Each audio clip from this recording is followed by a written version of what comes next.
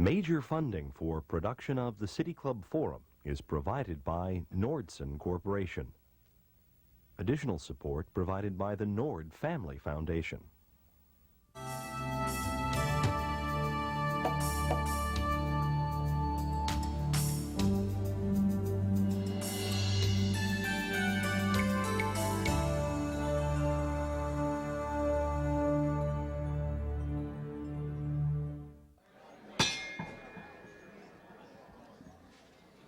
Welcome to the City Club Forum. I'm Steve Smith, past president of the club, filling in for President Sheldon Braverman, who is attending an important professional meeting on the beaches of Tahiti. On the week many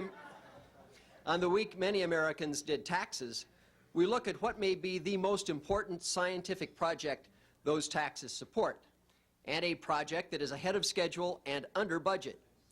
Dr. Francis Collins is director of the National Center for Human Genome Research, a 15-year, $3 billion effort to map the estimated 100,000 genes that make up human chromosomes. This exploration of inner space is looking at the very essence of the biology of human existence. Dr. Collins grew up on a farm in Virginia and was homeschooled until the 6th grade. He received a PhD in physical chemistry at Yale, completed medical school at the University of North Carolina, did postgraduate work in human genetics, and then joined the University of Michigan faculty. He and his colleagues conducted pivotal genetic research identifying the genes for cystic fibrosis and Huntington disease. He was appointed director of the Genome Project in 1993 and continues research in breast and prostate cancers and adult onset diabetes. He is an irrepressible cheerleader for the project, describing discoveries as wonderful, astonishing, fantastic, exciting, extraordinary, and stupendous. Do not expect understatement in today's forum. The Genome Project may allow us to identify, diagnose, and eventually manipulate genetic material to avoid or cure many of our most dreaded diseases. But it also poses enormous threats to privacy. There is the concern that insurance companies, employers, and others might discriminate against those with genetic predisposition to disease. Indeed, one federal report said that already dozens of people have lost jobs and health insurance after genetic testing. And for a time, one HMO threatened to withdraw coverage if a woman carried to term a fetus determined to have the genetic cystic fibrosis defect. And there are some truths that will not set us free. What Dr. Collins calls toxic truth, when someone is told about a genetic problem for which there is no treatment. 5% of the genome budget is to study these ethical and legal issues. Since this is an area in which we hope decision makers will, as someone said, play God the way God plays God, it is perhaps reassuring that the director of the project has a spiritual side. He sees his work as a kind of worship. God isn't afraid of science, he says, and it would be unethical to delay. The British biologist Richard Dawkins described the central driving importance of genes this way: their preservation is the ultimate rationale for our existence. We are their survival machines. I am pleased to present the chief detective of genes, as well as a physician, scientist, cheerleader, and some say potential future Nobel laureate, Dr. Francis Collins.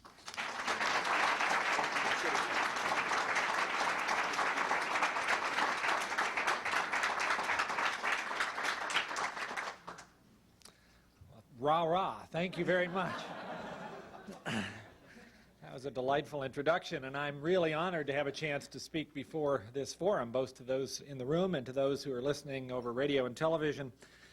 I'm delighted that science and medicine are, in this particular forum, being given a place alongside politics and social commentary and business.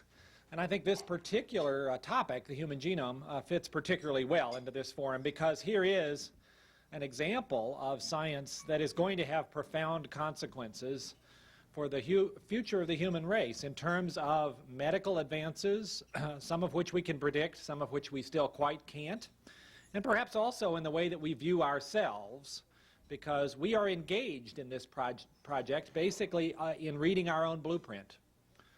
You can think of that as a rather historic occasion in the history of a species when you go in and look at your own instructions. And that's what this project is about. As was mentioned in the introduction, this project has been called, actually recently by the Vice President, potentially the most significant organized scientific project ever undertaken. More than splitting the atom, he meant. More than going to the moon, I think he meant. So is that justified? Well, it is an adventure into ourselves to read our own DNA sequence, the whole thing. And we intend to have this done in a rather short period of time, by the year 2005. That's not very far off. This will change medicine in ways that I will begin to touch on in this talk, but which, to be honest, I'm not sure I can completely predict for you once I go beyond 5 or 10 years from now. And yet, here is this project with all of this significance, and I don't think I'm overstating it, although if anybody would, I would. I think this is actually a fair description of what this project is. Yet when I take my own informal poll by asking the person next to me on airplanes, where I spend a fair amount of time, have you ever heard of the Human Genome Project? I get a less than 50% positive response. So this hasn't sort of gotten out there. It doesn't have the kind of public visibility that perhaps going to the moon did. And in a way, I'm concerned about that, because there are many consequences of this project that are going to require public involvement as we seek to identify the best way forward so that this genetic information, powerful as it is used to benefit people rather than to injure them. And I will talk a little bit about the pros and the cons of this, and I would like to be completely honest with you in that regard, that this is a project, while enormously powerful and having much promise to alleviate human suffering, which is the real reason to do it, it also has some thorny issues. And we are not yet in a situation where we can assure the public that this information might not be used to injure them in some way. We have the option of solving some of those problems, and I think we should do so, and I'll comment a bit about that. Rather than sort of launching into a description of what the project is scientifically, I thought I would start out with instead telling you about a family that I know quite well, a family that lives not far from here in the state of Michigan, and one that I've interacted with over the course of the last 5 years as they have sought to figure out why it is that in their particular family so many women have been stricken with breast cancer and ovarian cancer. And the story of this family, in many ways, is sort of the story of what's happening in molecular medicine. Susan is now 37. When she was 20 years old, her aunt was diagnosed with breast cancer, treated effectively for that, and then 2 years later developed ovarian cancer and died of that. 2 or 3 years after that, Susan's mother was diagnosed with breast cancer, treated successfully, and her mother is still alive and doing well. The family began to be concerned, these two women both diagnosed in a close succession. Next, Susan's sister, 4 years older than her, developed breast cancer at age 38. This was a particularly aggressive form of cancer, and despite chemotherapy and surgery, this sister died within 2 years of diagnosis. This left Susan and her older sister Janet wondering, what about them? Then the day came where Janet found a lump in her breast. It was in fact cancer. She was treated with chemotherapy, seemed to have done well from that, was in the process a year later of recovering when she found a lump in the opposite breast. Biopsied an independent cancer, so she's had this twice. Janet is now being treated for that second cancer. Susan, after being anxious about this circumstance for the past 15 or 20 years, became more and more anxious, as you could imagine, with her mother, her aunt, and both of her sisters affected with breast cancer, many of them at an early age. She was convinced that she would be next.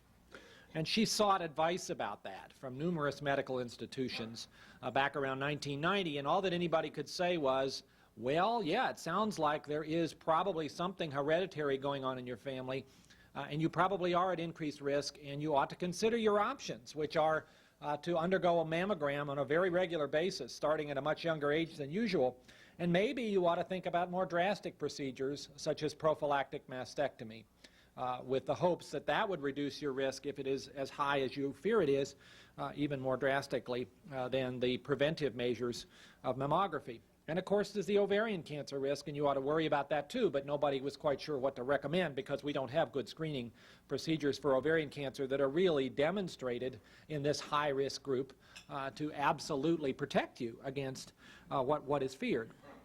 So Susan became increasingly worried about this, wondering what she should do. She has a daughter who's 12 years old. She feared for her daughter as much as for herself. And after going through these anxieties for a couple of years, she decided to go ahead with the prophylactic mastectomy.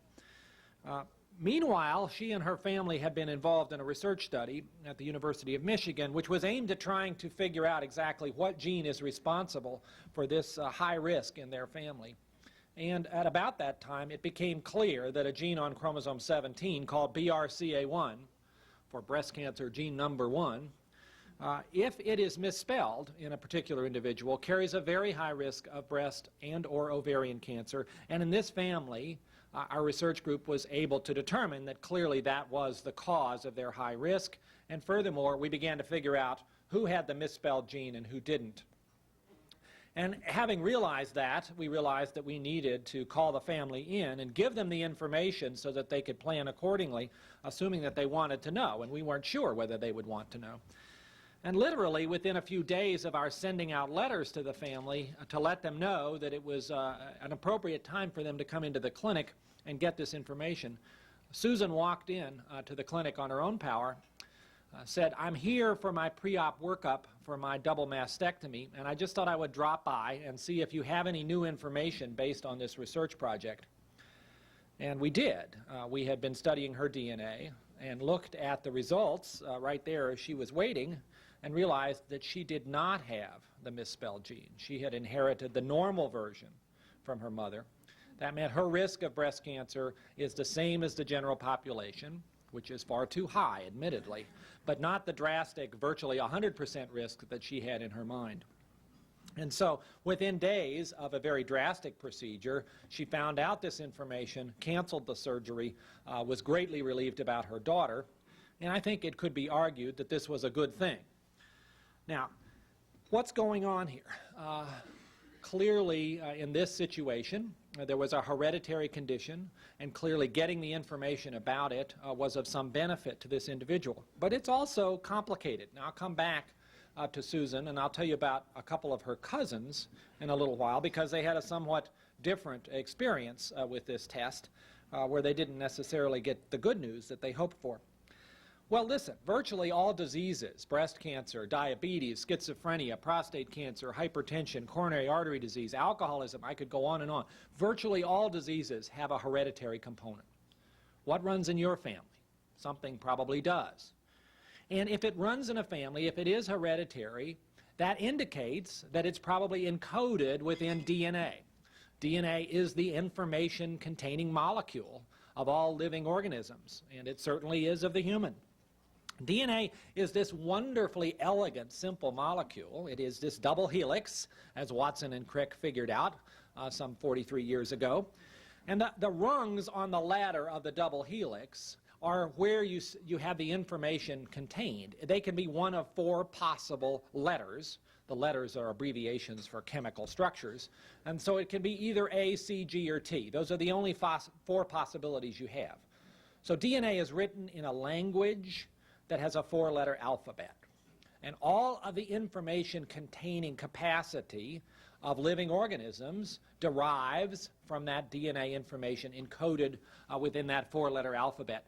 And I would ask you, just sort of sitting there, to think, how many of those letters would it take to specify the biological properties of a human being? How much information would you expect you would need to go from being a single-celled, just fertilized embryo to a fully formed human being, able to think, fight off infections, do all of the things that human beings can do?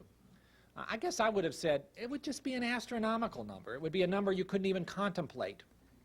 Well, it is a big number, but it's a number that you can almost get your mind around. It's 3 billion. 3 billion letters is enough to specify all those instructions. Now, the instructions actually are called genes, and a gene is a packet of DNA, and it may be as short as a few thousand letters, or it may even in some instances be a couple million letters, depending on how complicated that particular instruction is. And we think there are about 100,000 genes, each one of which has a particular instruction encoded within it. So 3 billion base pairs, 100,000 genes, that's what it takes. And having a glitch somewhere in those 3 billion letters, even one letter gone awry, that's a C when it should have been a T, is sufficient in some instances, if it's in a vulnerable place, to place you at risk of some future disease. An analogy, perhaps. Think of each gene as a book, because if you printed out the sequence of, say, the BRCA1 gene, the one responsible for Susan and her family's great distress, that gene, if printed out in an average sort of font size, would occupy a fairly thick telephone book of information. And imagine flipping through the pages of that one letter out of place might be sufficient to cause the havoc in the family. In her situation, in her family, we know now that there are 4 letters missing in one page. That's all it took. And that's just one gene. If you now think of all 100,000 genes, well, you've got 100,000 phone books piled on top of each other. They'd be about as high as the Washington Monument. That's a lot of information. Even though you can imagine it, it's a lot of information. 3 billion is a big number. Even in Washington, D.C., 3 billion is a big number. The Human Genome Project aims to have that information all determined in a publicly available database in the next 9 years. And at the rate we're going, in fact, we may get there a little sooner than that. This is an international project. The U.S. is taking the lead, but several other countries are playing significant roles, particularly England, Japan, Germany, France, and Canada.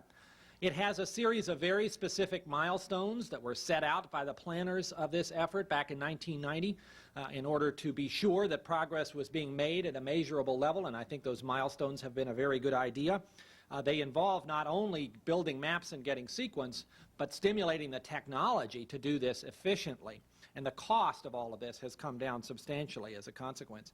It is a wonderfully interdisciplinary project in that it involves chemists and physicists and biologists and physicians, computer scientists, engineers, ethicists, lawyers, social scientists, theologians, all of these people playing some role in trying to figure out this blueprint and then figure out how to use it appropriately. And it is in many ways sort of a public-private effort. While the federal government pays for the infrastructure building basic science part of this, getting the maps and the sequence, the private sector is enormously interested in using this information and is investing themselves in making sure that it is used in a way that benefits the public by the development of new therapies and diagnostics as soon as possible. As was mentioned kindly in the introduction, this project is going rather well. We are now about 18 months ahead of schedule. Based on what was predicted back in 1990, we've exceeded those goals now by about a year and a half. And the budget for this project stands at about 70% of what was predicted to be necessary. So here is a federally funded project, believe it or not, that really is ahead of schedule and under budget and is likely to stay that way. It is a relatively inexpensive project. On the scale of things, the amount of money devoted to this by the National Institutes of Health is 1.4% of their total budget for biomedical research. So this is not an enormous diversion of resources away from other very valuable areas of research. In fact, to sort of put this in perspective, we will spend in this country more money on health care during the course of this City Club forum here today than we will spend on the genome budget in an entire year. And arguing, as some of us will, that the way we're going to reduce those health care costs is heavily dependent upon figuring this information out, it seems like a wise investment. Okay, I am cheerleading, I confess it. Now, but why are we doing this? It's certainly not to make jobs for people like me. We really are doing this, and here I'll put on my physician hat, because of our mandate, I think, as a society to try to do something about human suffering. That really is the point. The Genome Project has all kinds of arguments going for it, but the major reason I believe that the taxpayers are interested in paying for it and the Congress has endorsed it and fields of medicine are all for it is because it promises to do something about a host of diseases for which our hands have been tied. Now, it won't do that overnight. but it is hard to escape the fact that it's going to have major consequences, and I'll come back to some of those. And there are other positives about this. You can make the argument, and I certainly have done so and will continue to do so, that this is probably a wonderful project for American economic competitiveness. There is all sorts of biotechnology spinning off of this, both in diagnostics and in therapeutics. Every pharmaceutical company of any size now has a genome division because they're convinced that the discovery of these 100,000 genes, which we will have in the next 9 years, will be the ground upon which the new generation of drugs arises. Up until now, most drugs that we use for disease are arrived at largely empirically by just trying a lot of things to see if something works. Now we have the chance to understand the underpinnings of disease at a level of detail that we could not previously have dreamed of, and that should allow us the possibility of truly rational drug design, which may then produce those magic bullets for things like cancer and heart disease that we have not really succeeded so far in finding. And in the other argument one can make for this is that it will reduce healthcare costs, although it won't do that overnight. Well, let's come back to Susan and her family. They do have this 4-letter misspelling in their BRCA1 gene, a CTGA, that has been deleted, that should be there.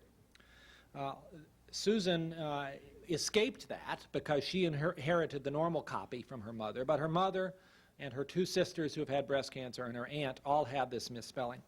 Now, does this account for the majority of breast cancer? No. About 5%, actually, of all women with breast cancer have inherited a misspelling of BRCA1. But on the other hand, if you see families like Susan's, where there are many affected women, especially if they have breast and ovarian cancer in some of these individuals, then the likelihood that BRCA1 is involved is much higher. I think one can make the argument in this situation that having the test available was useful to her. And I would like to point out that genetic testing doesn't always mean bad news, which is what people tend to assume. A recent issue of Glamour magazine, I don't read Glamour, but my daughter does, pointed out on their list of 7 things that you didn't have to worry about before and now you do. One of them was genetic testing for cancer, how to handle the bad news. Assuming, therefore, that that's the only kind of news you would get out of this kind of a test. Happily, that's not the case, but it can sometimes be the case. Susan got good news. What about her cousins? Well, let me come to them. Emma and Jackie are first cousins to Susan and Janet. They are related through their father. Emma and Jackie's father is the brother of the 2 women I started out telling you about. He's fine. Now, what does that tell you about the likelihood that he might also carry a misspelled BRCA1 gene? Well, not much, because men can have this alteration and have relatively little in the way of consequences. They may have a slight increased risk of prostate cancer, although that's still controversial. But it's the women who really pay the price for this particular alteration. But that wasn't known until very recently. So Emma and Jackie, their closest affected relative, are their aunts and their cousins, and they assumed, as most people would, therefore, that they're at some distance from this disease, and therefore they're probably not at as high a risk. Now, that turns out not to be correct, because it turns out their father did have this alteration. Emma and Jackie came in seeking to know the results for themselves, expecting to hear that this was all fine and they need not worry, and in fact it turns out that both of them did inherit the misspelled copy of the gene, placing them at about an 85% risk of getting breast cancer sometime during their life and perhaps a 50% risk of ovarian cancer. What to do? Emma, the oldest, at that point was 40 years old. Her cousins already had cancer at that point. She had not really done anything as far as surveillance. She was denying that there was really much significance for her, understandably. Asked, therefore, to be worked up immediately. We did a mammogram that same day that she found out her genetic test result, and it showed a small lesion in her right breast, which was biopsied and turned out to be cancer. So she went from thinking she was at low risk to finding out she's at high risk to finding out she has cancer in the space of 24 hours. Very tough situation for somebody to go through. She subsequently decided that for her, the best surgical option was bilateral mastectomy because of her fear that she would develop an independent tumor, as her cousin had a few years earlier. And after going through that, and the good news was her nodes were negative on the side of the cancer, so her likelihood of being cured of that is very high, probably 95%. She then worried about her ovarian cancer risk, and after waiting another year, deciding she wasn't planning to have any more kids, she then had her ovaries removed as well. These are drastic choices that we present women with, and I think they are sobering, and they cause you to be a little less enthusiastic about rushing out to test everybody when you realize that the positives are placed in a very tough spot. What about Jackie? Jackie also has the alteration. She had mammograms done that were negative, but she found it very difficult to live with this sense of impending doom and this very high risk. So she sought to obtain prophylactic bilateral mastectomy. She applied for that. Her surgeon felt that she was qualified, but her insurance company refused to pay for it. Now, they did not know of her alteration in this gene because she was very careful not to tell them, being fearful, in fact, of the consequences for her if they knew just how high a risk she was at, that she might lose her coverage. In fact, I will tell you, all of these people who I've been describing are real people, but these are not their real names. They have given me permission to talk about their family as long as I'm careful not to tell you who they are by name, because they are all fearful that they will lose their insurance or their children will if this information were known, a topic that I think is very timely right now. Jackie went through a long battle with her insurance company, getting many letters from physicians documenting the appropriateness of doing this without giving away the whole story. And as a consequence of those letters, eventually was able to get the surgery done. The surgical specimens were carefully looked at, and it turns out she already had not one but 2 cancers, which would have appeared in a matter of a few months. And obviously, the earlier those are detected, the better. So these are tough problems. Both of these women, Emma and Jackie, would tell you that this DNA test saved their life. I don't know whether I'm completely convinced of that, but you could make that argument. In both of their circumstances, it allowed them to find out they were at risk in time to treat a cancer before it had spread. So I think this opens up the question then of the medical consequences of this project. And I'm using breast cancer as an example. It's a particularly good paradigm, but there are others that I could have told you about. Colon cancer, for instance, has a very similar story. And I would ask you, should we have a crash program to go out and detect the people at high risk? Probably 1 in 500 women are in this situation of being in a very high risk, and we have almost the technical ability to go out and find them. In one particular population, that of the Ashkenazi Jewish population, 1 in 100 women are in this situation. They have a very specific deletion of 2 letters in one part of this gene, which is very simple to test for from laboratory terms. So technically, we could do it, but should we do it? Well, the barriers to that are the following. One is a technical one. If you imagine that book that I talked about, that phone book of BRCA1, to actually look in hundreds of thousands of people for, in each one of them, a misspelling on some page of that is very challenging, and no laboratory is yet really capable of doing that more than sort of 1 sample every 2 months. The idea of doing this for hundreds of thousands of people has not yet become a reality, but it's getting there, and there are many companies setting up to do this, anticipating a great demand. A major barrier, the medical management questions. What do we tell women in this situation? Do we know that these screening procedures like mammograms are actually going to help them? We don't have enough data. We know that mammograms work for the general situation of women over 50, but what about women in this special category? Can we say for sure that they are going to be well served by choosing that option? We need that data desperately, and we don't have it. What about all the counseling that goes into this? Having worked with this family and others like it, I can tell you this is the most incredibly intense experience for people to go through. Getting this kind of information about themselves and their families and all of the consequences of that, that's not the sort of thing where you sort of drop it in somebody's lap and say, oh, well, you have a mutation, have a nice day. People really need the chance to think through that and ask questions and come back and ask some more. And who's going to do that if we begin offering this on a large scale? Most physicians have not had 1 single bit of genetics in their training. And we have an urgent need to get that information into their hands so that they can begin to apply this brand of molecular medicine, which at the present time is very unfamiliar to them. And then the other barrier, which is a very major one, is the discrimination one. I mentioned that with regards to health insurance, but that's not the only area of potential discrimination. Employment is another, and I'll say something in a minute about potential solutions to that. I'm happy to tell you that given all of these conflicting pressures on testing versus not testing, that the National Cancer Institute is about to set up something that I'm very excited about, and that is going to be a National Cancer Genetics Network. This is a way of dealing with the fact that there are many women out there who are interested in having this information, and yet it's not easy for them to get it. The number of research protocols currently available to them are rather few. This network will basically be a national research protocol. Any physician who wants to enroll their patients in this can apply to this network, receive educational information that will allow them to do a good job of counseling the patient. Then the patient will get education about the pros and cons of testing, be able to make up her own mind about whether she wants this or not. And then, based on those results, we will be able to find out what happened, because this will also include a registry, a confidential one, to keep track of outcomes. And we really need that information. So that, I think, is a very important step forward.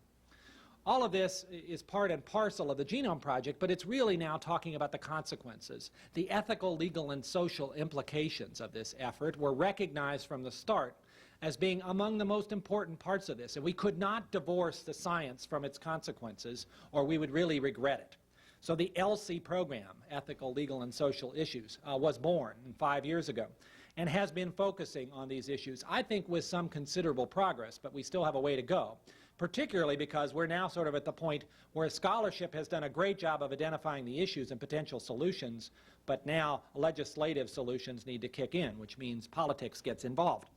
You may have noted that the Senate of the United States debated last night the Kassebaum-Kennedy bill on health insurance reform. In that bill, thanks to a great deal of hard work on the part of people working with the Genome Project, there is specific language that says genetic information should not be used by health insurers to deny coverage. That's the first time at the federal level that has been present, and I am absolutely thrilled with that. Although I will also tell you it's not a perfect bill. There are ways in which people can still have genetic information used against them in health insurance that I think would trouble most of us. You didn't get to pick your genes. I didn't get to pick mine. Should they be used against you to deny you health care? I think that's an inherently troubling situation. And yet we have a system in health insurance that not only permits that, but sort of encourages it. We all have these things. We all have glitches in our DNA, probably 4 or 5 pretty bad ones, and 20 or 30 not so great ones. And it's only a matter of time, as things are going, before it will become possible to figure out what your own particular glitch is. So we all have pre-existing conditions. Don't fool yourself. They're written into our DNA. And if that's reason enough to take away your health insurance, who's going to be left covered? We have a system that's unjust, and it's also going to be unworkable. So we have to fix it. And I think the Kassebaum bill is a wonderful step in the right direction, but we have to go further than that. Employment has been dealt with to some degree by a recent ruling by the Equal Employment Opportunities Commission, but there are still loopholes in that. Privacy, medical records leak like a sieve. We have to do something so that this information doesn't fall into the hands of people that you wouldn't feel comfortable knowing about it. There are issues about informed consent, and there's this whole business of education, not just of physicians, but of the public. A lot of the public thinks that DNA is a perfume. You can go to the health food store and buy DNA and RNA in a bottle and eat the stuff. I don't know what people think that's doing for them, but it betrays a certain level of misunderstanding about the whole process. So in the future, just to conclude, in the future, where will this all lead us? I would say in another 5 to 10 years, you will have the chance, if you want to submit yourself to testing to find out what your own predispositions are as far as future illness. What diseases are you most at risk for? Will you want to know? Well, if we can deal with the discrimination parts, I suspect your decision about whether you want to know will largely be predicated upon the question, what can I do about it? Because if it's just dropping bad news in your lap and there are really no options for you as far as reducing that risk, maybe it's not so helpful, and maybe you'll say no thanks. There's a quote from Sophocles, which I'm very fond of, which says, "It is but sorrow to be wise when wisdom profits not." Why learn all of this stuff if you can't do something about it? But for many conditions, breast cancer, colon cancer, there will be things that one can do, if you know you're at high risk, to go through surveillance programs in order to reduce that risk of dying of metastatic disease. And I think people will probably be very interested in those things. In the longer term, though, this is not just the point. We don't want to just be like the bookie. We want to be like the fixer that gets to change the outcome in a more profound way. And that is where these gene discoveries are leading in the long run, to new therapies, be they gene therapies or drug therapies that are based on an intimate understanding of the molecules involved in disease. Those take time, and you can't predict how much time, but they will come. And we will have a brand of medicine 20 years from now that you will scarcely recognize, I suspect. All of this, I think, fits with the natural traditions of medicine to try to push back these frontiers. I'd just like to conclude, therefore, with a quote from Sir William Osler, who most people regard as the founder of what we call modern medicine. And his way of describing medicine, which I think describes what we're talking about here today, is the following. To wrest from nature the secrets which have perplexed philosophers in all ages, to track to their sources the causes of disease, to correlate the vast stores of knowledge, that they may be quickly available for the prevention and cure of disease. These are our ambitions. Thank you very much.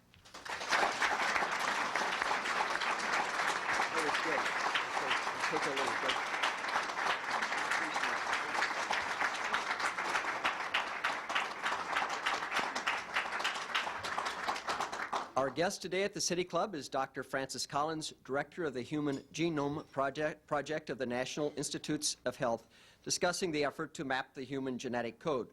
We will return to Dr. Collins in just a couple of minutes to answer questions concerning which kind of DNA we should get at the health food store, but first a few announcements. Information on upcoming national broadcasts of the City Club Forum, as well as information on the City Club itself, is now available on the World Wide Web. The address is www.wclv.com. At our forum next Friday, April 26th, our speaker will be Sarah Brady, president of the Center to Prevent Handgun Violence. Sarah's husband, Jim Brady, was crippled in the assassination attempt on President Reagan, and their efforts to enact handgun control laws helped pass what has become known as their Brady Bill.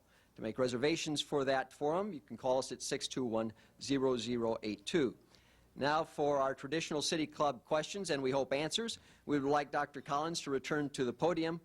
We welcome questions for everyone, those with ordinary genes and those with designer genes, and also from questions from our guests are welcome.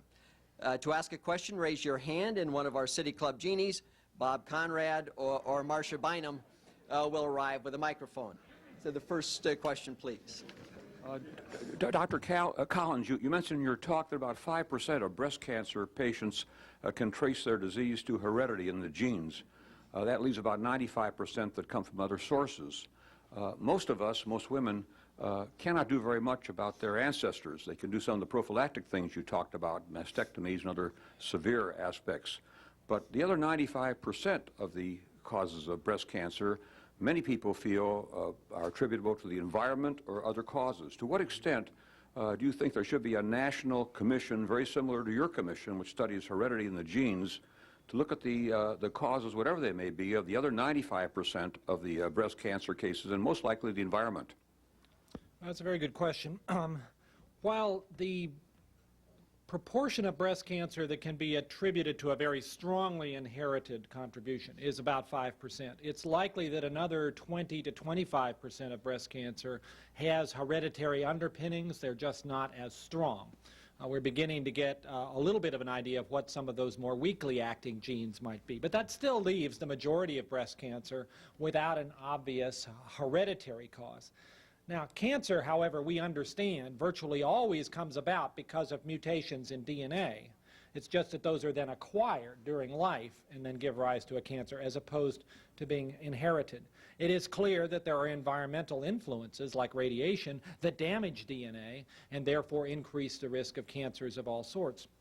But what is much less clear is what contribution do the environmental exposures that people who are not working in particularly high-risk industrial environments are receiving, and how much does that play a role in what is clearly a very alarming rate of breast cancer at the present time, with 1 in 8 women developing this disease sometime during their life?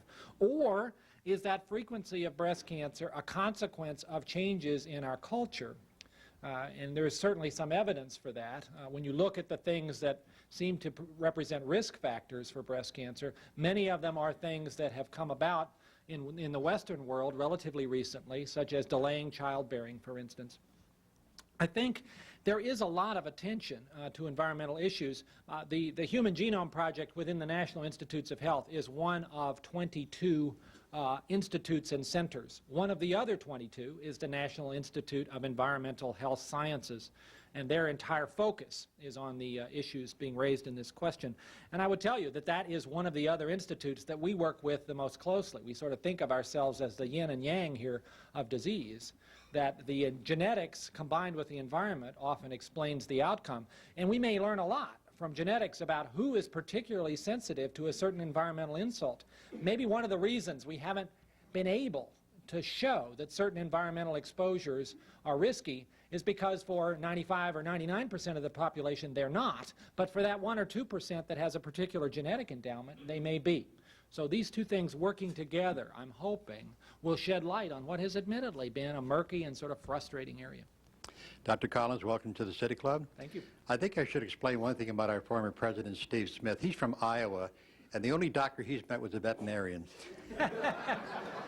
Well, I was going to say, he certainly seems to have the gene for punning. In fact, It's the worst kind of humor. Yeah.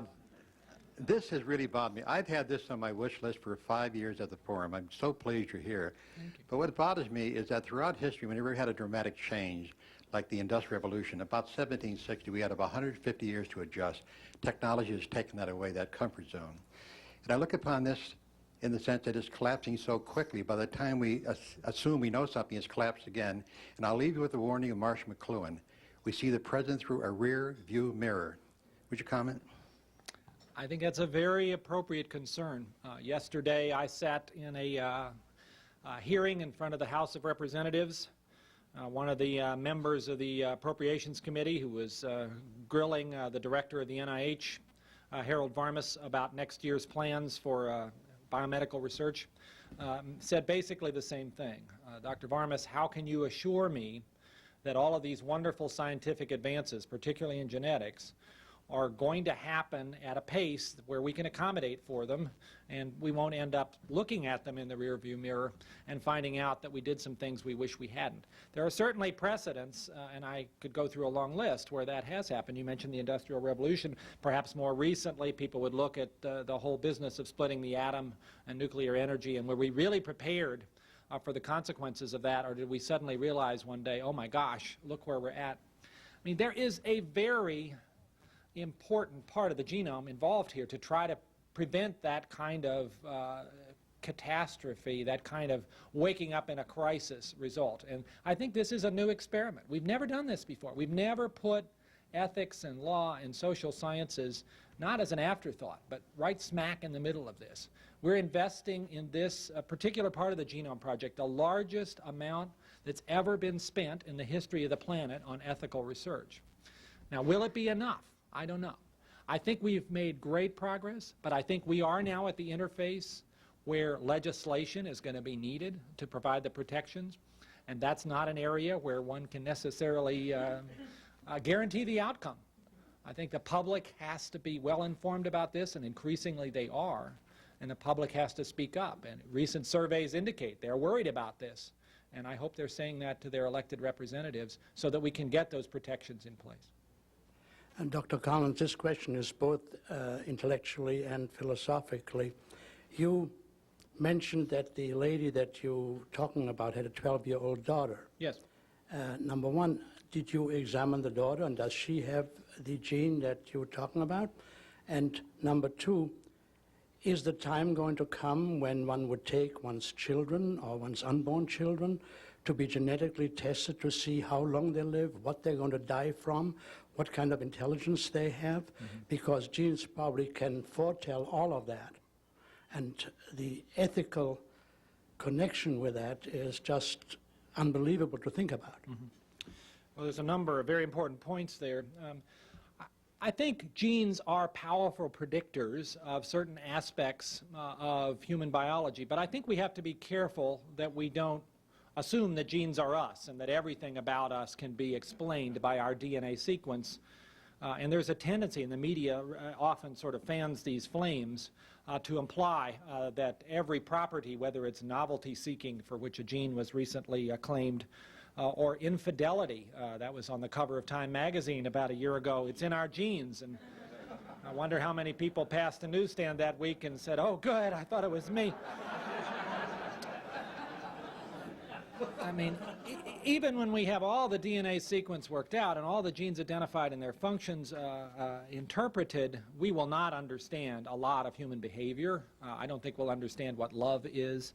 I don't think we'll understand intelligence, to be honest. It's such a complicated mix.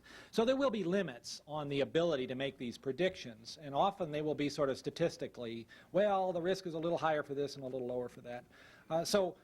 This sort of image that a newborn, or even not quite a newborn, could be tested to predict everything about them, I don't think that will quite come to pass. In fact, I don't think it will come to pass in that format at all. Now, you raise another interesting question, which is testing children. Is that appropriate? You have then a collision, because we've been in this situation where in families with a BRCA1 alteration, the parents want to know, does my daughter have this? And yet most of us would argue there's nothing you're going to do for that individual over the course of the next few years, and maybe she'll grow up and wish that she didn't have the information, given that it's not all that clear what you should do with it. And so we in fact will not test children at the present time, and most clinics won't, arguing instead that you should wait until that individual reaches the age of 18, and then they can make their decision about whether they want to know or not. You haven't lost anything. You weren't going to do anything about it right then anyway. But some parents are quite upset about that. They feel that, in general, parents make medical decisions for their children. Why should this be different? Dr. Collins, a few years ago, Dr. Bernadine Healy spoke at this forum at the time she was running for the U.S. Senate. And at that time, I asked her this question, what possible useful function do the insurance companies have in the healthcare industry? Her answer was, well, that's a leading question. However, having listened to you today, I'd like to ask the same question. You all don't throw any softballs here, do you? Well, Dr. Healy actually recruited me to the NIH. I'm a fan of hers, and she's obviously a very distinguished resident of this state. So maybe I should follow in her footsteps and try to sidestep the question, but I'll try to do my best. I mean, at the moment, it's the system we've got. Health insurance is the way the U.S. works. That, by the way, distinguishes us from most other well-developed countries. We are one of the few that still maintains that system where people may, in fact, find themselves uninsured, as about 40 million people now do in the United States.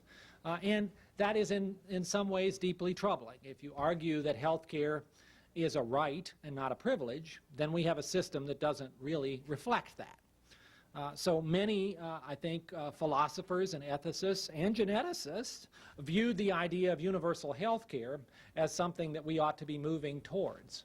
It does get around this otherwise very difficult problem of all the pre-existing conditions that we have, because almost all insurance plans involve some degree of actuarial calculations and underwriting and trying to figure out who the company doesn't want to cover. And as soon as you have people that aren't covered through no fault of their own, not because they chose to smoke or chose to exercise in some other high-risk behavior, but just because they inherited some DNA sequence, then you have an unjust system. The ultimate solution to that, I think, probably will have to be some form of universal health care. You cannot, however, in Washington, D.C., this year at least, say anything even close to universal health care or even health care reform without having people look at you as if you just uttered some sort of obscenity, because it's just not on the table. It's not even discussable. In that environment, then, I have to say, the next best thing, and one which I am very enthusiastic about, is doing something about health insurance to take genetic information off the table and say, well, maybe you can use other things, but you can't use this. And that's what the Casabon bill does, and its companion in the House, and that's what Senators Hatfield and Harkin and Feinstein and Mack and Representative Slaughter in the House have all been fighting for, and I applaud those efforts. Dr. Collins, you mentioned that 1 out of 500 ladies are at risk for cancer, and I understand that to have this test, it would cost a person like $2,000, and that person would not go to the insurance company to be reimbursed under present circumstances, and therefore I wonder what the demand would be for such a test. I think we don't know what the demand would be. There are companies that expect that even under those circumstances, a lot of people are going to want to know. The company that actually holds, or will hold, presumably when the patent issues, the exclusive rights to diagnostic testing for BRCA1, a company named Myriad, is scaling up to begin offering this test sometime before the end of this year, and they expect to be able to do something like 10,000 tests a year. That's their expectation, at a cost of approximately $1,000 or $2,000. They haven't quite defined that. Will the demand actually be there for that? Is anybody's guess. Many of us, as I mentioned earlier, are concerned about that kind of testing being marketed to primary care physicians who may not be in a very good position to know how to use this testing and how to explain the results. Because, as I said, most physicians don't have much training in this field. And I don't think it will take too many real disasters in terms of somebody being tested, maybe even without knowing the test had been ordered, and then being given very frightening information without the chance to figure out what it really means for them, before the public sort of says, wait, stop, we don't want anything to do with this. I mean, imagine a couple of covers of Newsweek on this topic, and the whole idea of genetic testing and preventive medicine will sort of get set back years, the way that sickle cell testing was in the 1970s by sort of poor planning. So we don't need to have that outcome. That's why I'm particularly excited about this network that the National Cancer Institute is setting up. And I suspect, again, I don't know what the demand will be, but I suspect that if it's done right, the majority of women who are tested over the course of the next couple of years will do it through this network in a way that preserves really good educational information, preserves informed consent, has sort of a uniform protocol so that everybody's hearing the same thing and having the same choices, and may even provide a pool of funds for individuals who don't have the resources to actually pay for the test. And that's another major concern. Will only those who have independent resources of considerable nature be able to afford to go through this? And it's just going to be too bad for the others. That seems very inequitable. Dr. Collins, you've brought us very important information, and I'm very pleased that you're here with us. If you had a child who absolutely represents the kind of syndrome that you've talked about with this potential for cancer, on what basis have you been able to do this test, and are you the only place where this can take place at this present moment? Yeah, again, I've focused particularly today on BRCA1 because I think it's a paradigm. It raises many of the issues, but there are certainly other conditions for which testing is at least theoretically possible because the genes have been found. Many of those are rarer conditions. Colon cancer is the other one that's relatively common, for which the testing is at least theoretically possible. But all of these things, all of these gene discoveries are less than 2 years old. It is not practical for research laboratories to do this kind of testing on any kind of large scale. So if it's going to happen, it will need to be done in a commercial laboratory where quality control is clearly attended to. So at the present time, there are very few protocols available for individuals who want to have this testing. But again, through this network, that is going to expand in the course of, say, the next 6 months. And the expectation is that that will then make testing available in any community of a size that has a large medical center, because I suspect physicians in that community will then decide they want to participate. So the access is going to go up. Whether people sign up for it is anybody's bet. There are some other issues that maybe you're also alluding to in terms of testing. I mean, how do we decide that a test is ready to leave research and go into clinical practice? Whose decision is that? Is that just because a company has decided they can make some money on it, so they start marketing it to the public? I mean, you wouldn't allow that if you were talking about a drug that had toxic side effects. You'd have a process to decide when it's ready to be given outside of a research clinical trial. For testing, we don't have that, and some of us are worried about that. Testing can be beneficial. It can also have risks. It can be toxic to get this information if it's not explained to you in an appropriate way, or if you're given the information when you really didn't want it. And therefore, I think we have to look carefully at that process. We have a task force on genetic testing, which has been meeting for about a year with the strong support of Secretary Shalala. And they have produced, about a month ago, about a 70-page set of draft principles of which should govern this process of testing. Everything from laboratory quality control to how decisions are made about when the test is released as part of clinical medicine. Those are being carefully studied by many groups, and it will be very interesting to see how well those sit. They will be controversial. That task force expects to produce implementation recommendations in another 6 to 8 months, and hopefully we will then have a better blueprint of where to go.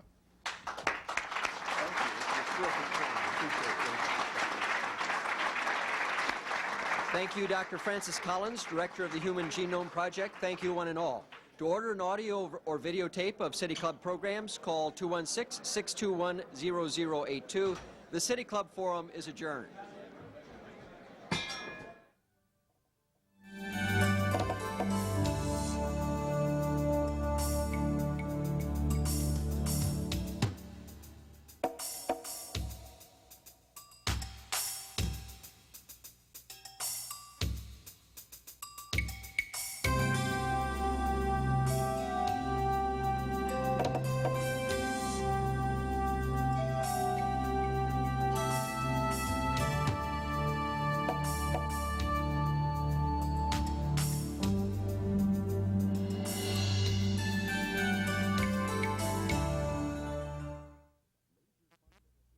Major funding for production of the City Club Forum is provided by Nordson Corporation. Additional support provided by the Nord Family Foundation.